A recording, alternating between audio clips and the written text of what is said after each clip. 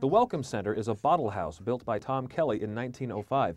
Yes, you heard me, a bottle house. Using almost 30,000 bottles, Kelly built this freestanding structure in just 5.5 months.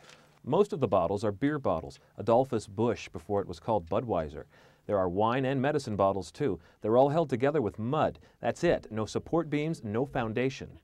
Well, there were quite a few bottle houses throughout the western United States from about 1870 onward. Every little western town, whether it was a railroad town, a cattle town, a mining town, didn't matter. They all had a number of bottle houses in them.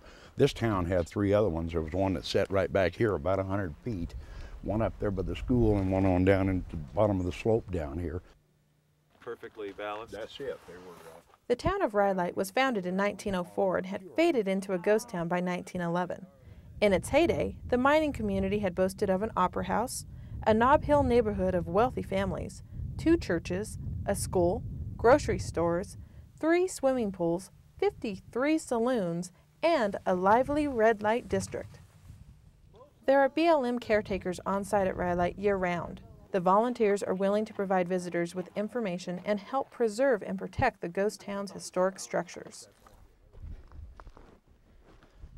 Now, this building right here was the Overberry building. It was a big office complex, 3 stories, had a jewelry store on the bottom floor. Riley McCoy, BLM caretaker and self-proclaimed host, shows me some of his favorite haunts. It cost about $60,000 to build in 1906 by Mr. Overberry. He thought it was going to be the biggest and best in all of Rhyolite, but Mr. Cook outdid him with the bank building about a year later.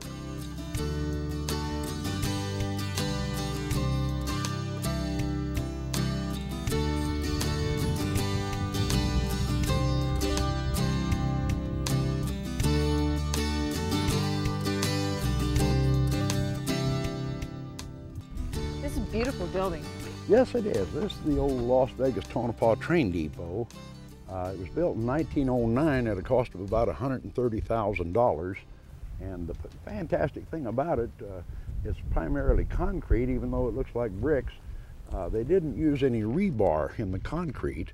They used railroad rails. So that would make it all going good train or bomb shelter. They probably had those more accessible to them, too. Yes. There were only 3 of this particular style of building built in the United States.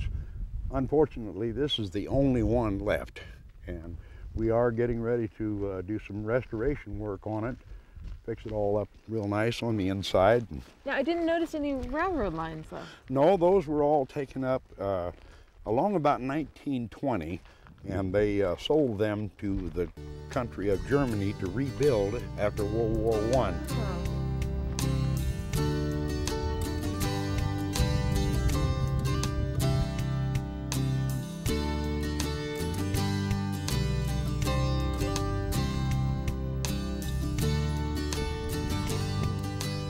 It was quite a little community. It How many really people was.